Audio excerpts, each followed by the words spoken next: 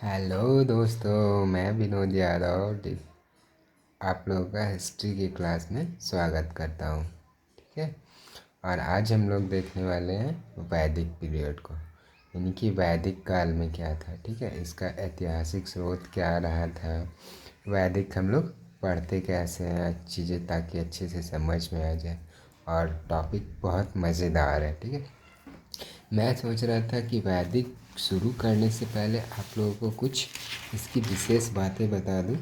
ठीक है। ये काफ़ी एग्रेसिव टॉपिक है, यानी कि काफ़ी मज़ेदार टॉपिक है, समझे। आप इसको समझिए थोड़ा सा पहले कि मैं ये क्यों बता रहा हूँ। आप इसको पढ़ने के बाद बोलिएगा कि हाँ, टॉपिक काफ़ी में रोमांचक था। ठीक है। तो वैदिक युग जो है, इसका जो टाइम ऑफ पीरियड है वो 1500 बीसी से 600 बीसी तक था। हम लोगों ने सिंधु घाटी सभ्यता का टाइम ऑफ पीरियड देखा था 2350 बीसी से लेके 1750 बीसी। अब ये 1750 से 1500 200, ये कहाँ गया ये टाइम टेन्योर गया कहाँ। तो देखिए, कोई भी चीज़ समाप्ति और किसी चीज़ नए का शुरू होने से पहले कुछ टाइम रहता है। ठीक है, कुछ टाइम चेंजिंग होने में लग जाता है। अब जैसे एग्जाम्पल में ले सकते, एग्जाम्पल में बताता हूँ। जैसे अब ये कोरोना का जो पीरियड रहा, ठीक है, कोरोना काल जो हमारा बीता था, तो अचानक से जो उसमें से सारे की सारी जो चीज़ें बंद हो गई थी, लोगों का घर से निकलना, ये वो स्कूल वगैरह सारा चीज़ जो बंद हो गया, तो जब फिर से वो खुला, ठीक है, तो कुछ दिन तो मतलब 2 4 8 10 दिन, कुछ दिन तो लोगों को संभलने में लगा। ये तो छोटा सा टाइम ऑफ पीरियड था।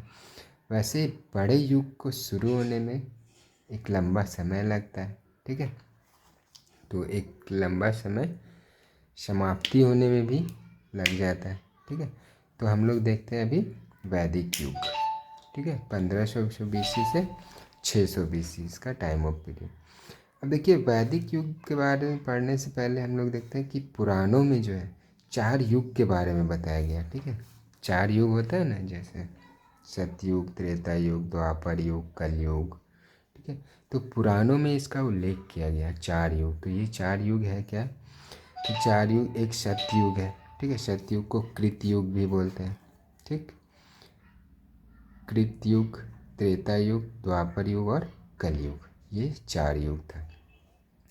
अब इसी पुराणों में ये जो 4 युग है, ठीक है, तो युग क्या होता है कि इनमें हर युग में, ठीक है, ये जो जैसे चारों युग हैं, तो हर युग में ये बताया गया है कि अपने पिछले युग से खराब बताया गया है। ठीक है, कहने का मतलब हम श्रेष्ठ हैं, हमारे अलावा कोई श्रेष्ठ नहीं है, ऐसा कुछ इसमें बताया गया है। कि यानी कि सतयुग क्या बताएगा, त्रेता युग में कुछ ये है, द्वापर युग में कुछ ये है, कलयुग में, मतलब इनमें बताया कि हर युग अपने पिछले युग से, ठीक है, युग से खराब बताया।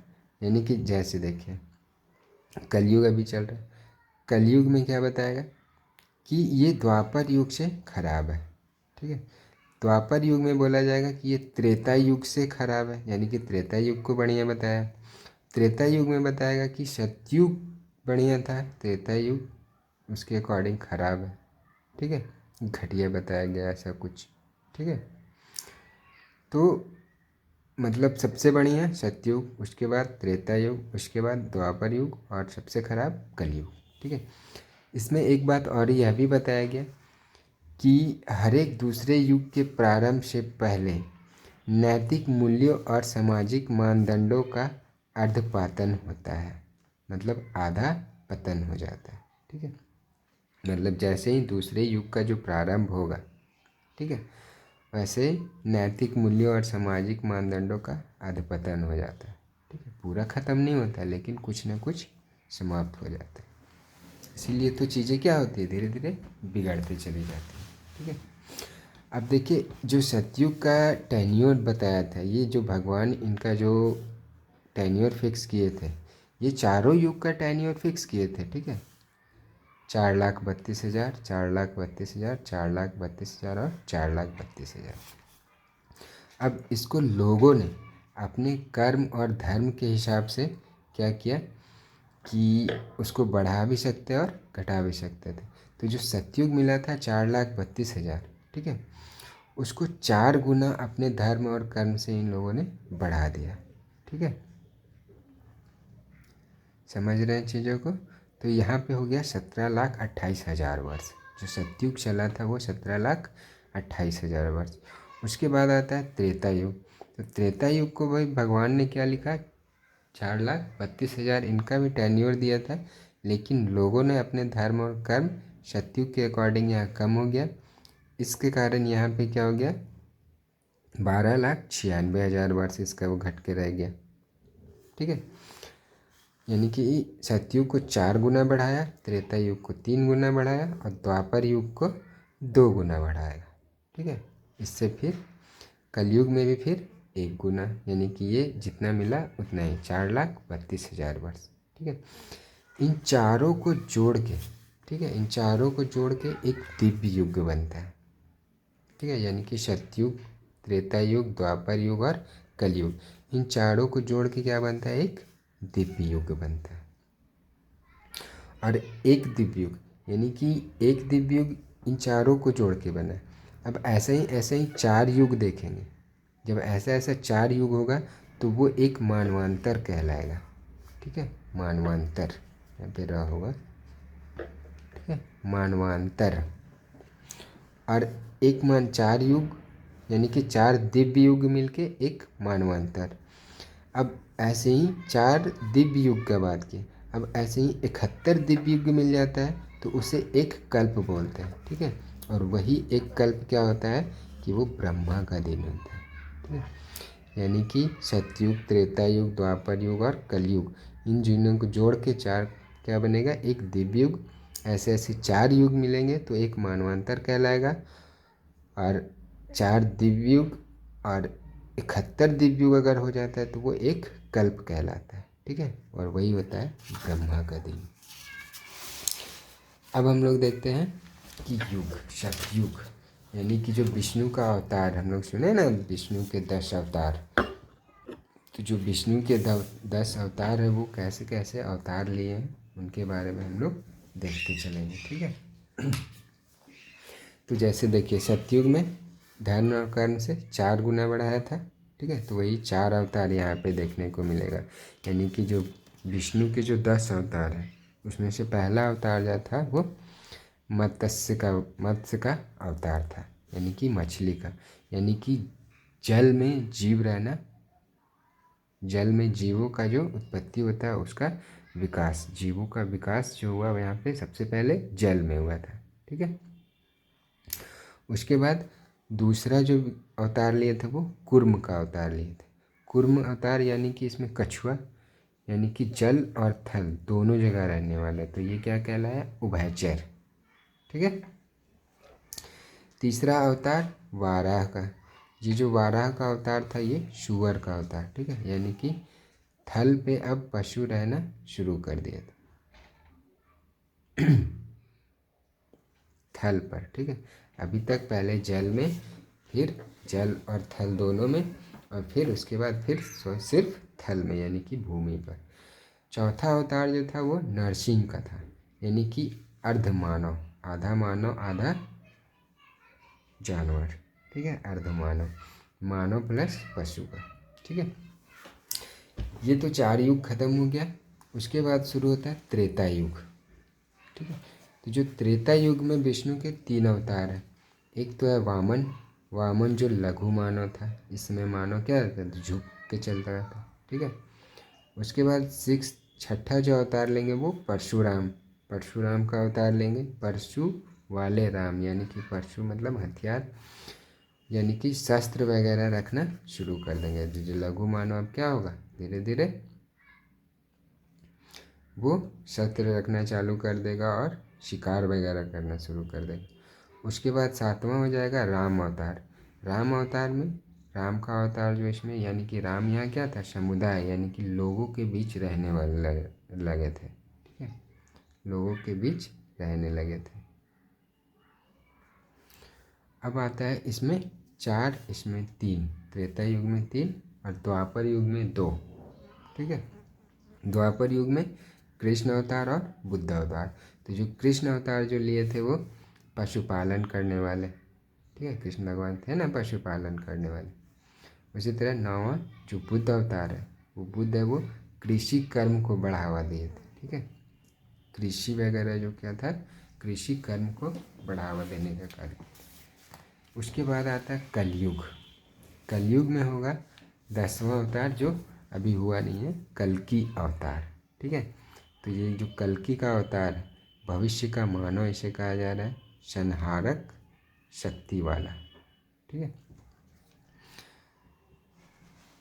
अब देखिए हमने पहले बताया था कि पुराणों में 4 युग का जो चर्चा किया गया है। ठीक है, अब विष्णु पुराण में ही जो विष्णु पुराण है, इसी में इन चारों युग को इसी क्रम में बताया गया है। तो कहाँ बताया गया? विष्णु पुराण में। ठीक है, अब हम लोग देखते हैं वैदिक काल को। ठीक है, वैदिक काल का जो ऐतिहासिक काल क्या था नहीं था, उसे अब हम लोग देखते हैं। तो वैदिक काल का टेन्योर क्या बताएं? 1500 BC से 600 BC। BC मतलब ईसा पूर्व। ठीक है, तो ऐतिहासिक काल इसका एक पुरातात्विक भी देख सकते हैं हम लोग, और लिखित साहित्य। लिखित साहित्य मतलब जो पढ़ा जा सके, और एक पुरातात्विक साक्ष्य के आधार पर। ठीक है, तो वैदिक काल को भी हम लोग 2 भागों में बांट के पढ़ते हैं, एक पूर्व वैदिक काल और दूसरा उत्तर वैदिक काल। ठीक है, पूर्व वैदिक काल वो होगा जो स्टार्टिंग फेज में होगा, और उत्तर वैदिक काल जिसका अंतिम फेज होने को चलेगा। ठीक है, तो 1500 से 1000 BC तक जो बांटेंगे वो पूर्व वैदिक काल, इसे ऋग्वैदिक काल भी कहते हैं। ठीक है, और जो फिर 1000 BC से लेके 600 BC तक, ठीक है, वो उत्तर वैदिक काल कहलाएगा। ठीक है, तो ये बांटा किस आधार पे गया था? तो इसको बांटा गया था कि लोहे का प्रयोग जब शुरू हो गया था, लोहे का प्रयोग, तो उसी को यानी कि विभाजन का जो मूल आधार बनाया था वो लोहे का प्रयोग को बनाया गया था। ठीक है, वैदिक में देखते हैं तो वैदिक जो शब्द बना है, वैदिक शब्द बना है संस्कृत शब्द वेद से बना है। ठीक है, जिसका अर्थ होता है ज्ञान। ठीक है, और ये शब्द जो है विद, विद धातु से बना है। ठीक है, वैदिक किससे बना? विद धातु से बना है। ठीक है, संस्कृत का शब्द है वेद। ठीक, और आगे देखते हैं कि वैदिक सभ्यता के जो मुख्य निवासी थे वो आर्य थे, और ये आर्य भी क्या एक संस्कृत शब्द है, संस्कृत शब्द है जिसका अर्थ होता है श्रेष्ठ, श्रेष्ठ लोग, कुलीन लोग और उत्तम व्यक्ति।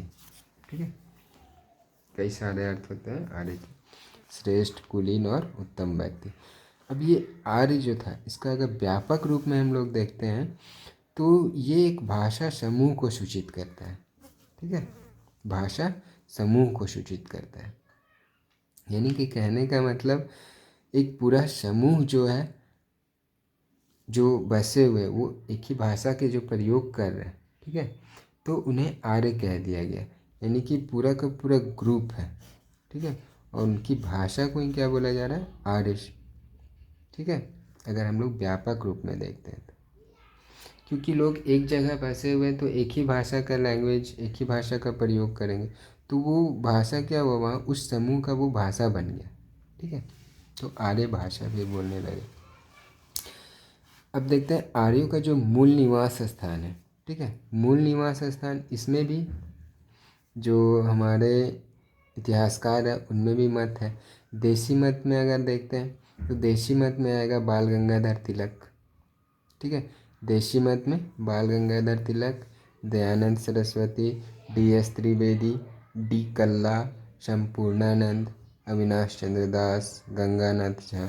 तो हम लोग एक एक करके देखेंगे। ठीक, इनका मत क्या था कि इन लोगों का जो आर्यों का जो मूल निवास स्थान था वो कहाँ के लोग थे। ठीक है, तो बाल गंगाधर तिलक कहते हैं, इनका एक बुक है the Arctic home of the Vedas. ठीक है, the Arctic home of the Vedas, इसमें इन्होंने कहा कि जो आर्यों का जो आगमन हुआ वो आर्कटिक क्षेत्र से हुआ। कहने का मतलब इनका जो मूल निवास कहाँ था, तो आर्कटिक क्षेत्र था। यानी कि पूरा अगर मैप देखते हैं तो उसका एकदम उत्तरी छोर, ठीक है, आर्कटिक क्षेत्र। इसी तरह दयानंद सरस्वती कहते हैं कि इनका जो मूल निवास था वो तिब्बत क्षेत्र था, वहाँ से इन लोगों ने यहाँ पे प्रस्थान किया। दयानंद सरस्वती जी। एक इतिहासकार हैं DS त्रिवेदी। ये जो DS त्रिवेदी है, इनका मानना था कि ये आर्य लोग जो है वो अफ़गानिस्तान यानी कि देविका प्रदेश, अफ़गानिस्तान को पहले देविका प्रदेश कहा जाता था, वहाँ से इनका आगमन हुआ है। एक कह रहे हैं कि डी कल्ला जो है, डी कल्ला हिमालयी क्षेत्र से यानी कि कश्मीर वाले हिमालयी क्षेत्र से इनका आगमन हुआ है। नेक्स्ट आते हैं संपूर्णानंद और अविनाश चंद्र दास। इनका मानना था कि ये सप्त सैंधव प्रदेश से आए हुए हैं, ठीक है। नेक्स्ट है गंगानंद झा। तो ये इसलिए बता रहे हैं क्योंकि ये चीज़ें ना कभी कभी पूछ लेता है कि दयानंद सरस्वती का कथन क्या था, DS त्रिवेदी का कथन में आर्यों का आगमन कहाँ माना है, ठीक है। तो संपूर्णानंद झा और अविनाश दास था, अविनाश चंद्र दास, इनका मानना था कि ये सप्त सैंधव प्रदेश, सप्त सैंधव प्रदेश यानी कि सिंधु घाटी सभ्यता का प्रदेश है, वहीं पे इन लोगों का विकास हुआ था। अब गंगानाथ झा है। गंगानाथ झा, इनका मानना था कि गंगा यमुना दोआब से ब्रह्मर्षि प्रदेश जिसे बोल रहे हैं, वहाँ से ये वही क्षेत्र इनका मूल निवास स्थान था। तो ये आर्यों का मूल निवास स्थान से रिलेट देसी मत था, ठीक है, देसी मत यानी कि यहीं के लोगों का जो मत दे रहे थे उनके बारे में। हम लोग विदेशी मत भी देख लेते हैं थोड़ा। तो विदेशी मत में देखेंगे सर विलियम जोन्स, ठीक है, सर विलियम जोन्स को देखते हैं। तो इन्होंने माना कि जो लोग आर्य लोग थे वो यूरोप से आए हैं, ठीक है, यूरोप से, यूरोप का जर्मनी, हंगरी, दक्षिणी रूस, इन क्षेत्रों से इनका आगमन हुआ है। तो अब भाई इसको प्रूफ करो कैसे है। तो इन्होंने आधार दिया कि यूरोपीय और संस्कृत भाषा की समानता है, यानी कि जैसा यूरोपीय लोग बोलते हैं वैसा ही कुछ मिलता जुलता संस्कृत भाषा से भी है। जैसे संस्कृत भाषा में मातृ, ठीक है, यूरोप में अंग्रेजी बोलते हैं, ठीक है। तो संस्कृत भाषा का मातृ जो लैटिन शब्द मातेर से बना है और अंग्रेजी में उसे मदर बोलते हैं। उसी तरह संस्कृत भाषा का पितृ, इसका लैटिन शब्द पातेर, इसका अंग्रेजी में बोलते हैं फादर, ठीक है। तो ये मिलता जुलता है, यानी मातृ मदर, पितृ फादर, मातृ मातेर, पितृ पातेर, इस टाइप से कुछ बना है, ठीक है। तो लैटिन शब्द को लेके चलना है। उसके बाद एक विदेशी मत में आते हैं मैक्स मुल्लर। ये जर्मन थे, जर्मन वैज्ञानिक थे। इन्होंने भी माना मध्य एशिया को, ठीक है। और ये इन्हीं का जो थोड़ा वो प्रूफ ज़्यादा पल रहा है, इसका भारी रहता है इनका, ठीक है, मैक्स मुल्लर। तो मध्य एशिया का जो क्षेत्र था वो बैक्टीरिया का क्षेत्र था, ठीक है। इन्होंने आधार जो बनाया, ईरानी ग्रंथ है एक जिंद अवेस्ता, ठीक है, ये ईरानी ग्रंथ है, ठीक है, जिंद अवेस्ता, और वैदिक भाषा की समानता, ठीक है। यानी कि जो चीज़ें जिंद अवेस्ता में है वो वैदिक भाषा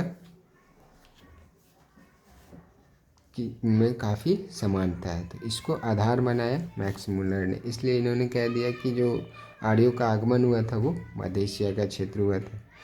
तो इसकी आलोचना में ये बोला गया कि ऋग्वेद में कहीं भी मध्य एशिया का उल्लेख नहीं किया गया, ठीक है। इनकी आलोचना में यानी कि इनका कटाक्ष में, ठीक है। उसके बाद देखते हैं कुछ और लोग हैं जो, कुछ लोग बोल रहे हैं कि पश्चिमी एशिया से आए थे, जिसका आधार बनाया था प्राचीनतम साक्ष्य जो बनाया था कि 2200 BC में भारोपिया भाषा, प्राचीनतम साक्ष्य इराक से मिला, ठीक है। भारोपिया भाषा का जो प्राचीनतम साक्ष्य मिला था वो कहाँ से, इराक से मिला था, वो भी 2200 BC, पहले 2200 ईसा पूर्व, ठीक है। तो ये आधार बनाया था कब, पश्चिमी एशिया को जब मान रहे थे कि नहीं मूल निवास स्थान जो इनका पश्चिमी एशिया है, तो उस समय ये साक्ष्य बनाया था कि जो यूरोपीय भाषा है ठीक है। उसका जो प्राचीनतम साक्ष्य जहाँ मिला इराक से मिला था, तो वहीं पे इनका मूल निवास स्थान होगा, यानी एशिया का पश्चिमी भाग। ईरान वही पड़ता है ना, इराक ईरान, ठीक है। तो वहाँ इन लोगों ने मान लिया। और इसमें प्राचीनतम साक्ष्य में जो भारोपीय भाषा है, ये जो बना कैसे, भारतीय प्लस यूरोपीय, यानी कि Greek plus Latin plus Sanskrit, सबका मिला जुला रूप है, ठीक है, भारोपीय भाषा।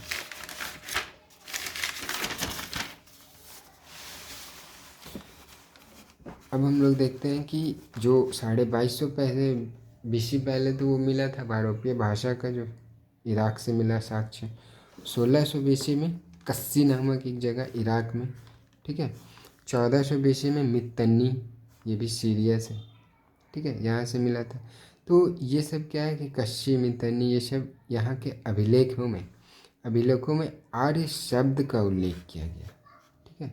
यानी कि आर्य शब्द का उल्लेख किया गया, तो इनका मानना था कि वहीं से ये लोग आए हुए हैं। कौन सा क्षेत्र, पश्चिमी एशिया को, ठीक है, क्योंकि वहाँ के अभिलेखों में आर्य शब्द का उल्लेख किया गया, इसलिए इन्होंने मान लिया कि जो आर्य का आगमन हुआ था वो पश्चिमी एशिया से हुआ था। उसी तरह एक है 1400 BC में बोगाज कोई अभिलेख, ठीक है, बोगाज कोई अभिलेख। ये इसमें जो है वैदिक देवताओं के नामों की चर्चा मिलती है। अब ये तो और बवाल कर दिया कि जो वैदिक में जो देवता है उनका भी उल्लेख किया गया है बोगाज कोई अभिलेख में। और देवताओं में किनका, इंद्र का, वरुण का, मित्र का, नाशत्य का। हालांकि ये जो नाशत्य है वो अग्नि के स्थान पे, ठीक है, यानी कि वैदिक में क्या है, वेदों में अग्नि को जो देवता माना गया है उसे बोगाज कोई अभिलेख में नाशत्य के नाम से बोला गया, ठीक है। और ये नाशत्य होता क्या था, चिकित्सा संबंधी देवता होता था, ठीक है। और चिकित्सा संबंधी के लिए वेदों में जो जिनका उल्लेख किया गया था वो अश्विन को किया गया था, ठीक है। यानी कि वेदों में अग्नि को बोला जा रहा है अग्नि देवता, और अश्विन को बोला जा रहा है चिकित्सा का देवता। लेकिन बोगाज कोई में अग्नि को नाशत्य बोला जा रहा है, और वो नाशत्य क्या था, चिकित्सा के संबंधी देवता था, ठीक है। अग्नि का वहाँ कोई उल्लेख नहीं है बोगाज कोई, ऐसा कुछ। अब इसका निष्कर्ष पे आते हैं, तो निष्कर्ष में दो चीज़ों को ज़्यादा प्रामाणिकता मिलता है, एक मध्य एशिया को और दूसरा पश्चिमी एशिया को। इसके अलावा भी आप में अगर कन्फ्यूजन है या निष्कर्ष कंक्लूजन लिखना हो तो आप मध्य एशिया पे ज़्यादा भार दीजिएगा, ठीक है। इसमें भी अभी विवादास्पद है। इसके बाद हम लोग नेक्स्ट क्लास में शुरू करेंगे वैदिक संस्कृति, यानी कि वैदिक पीरियड को हम लोग 2 क्लास में लगभग समाप्त कर देंगे, ठीक है। पूरी डिटेल से पढ़ेंगे, हड़बड़ाना नहीं है, ठीक है। तो नेक्स्ट क्लास नेक्स्ट वीडियो में आज यही।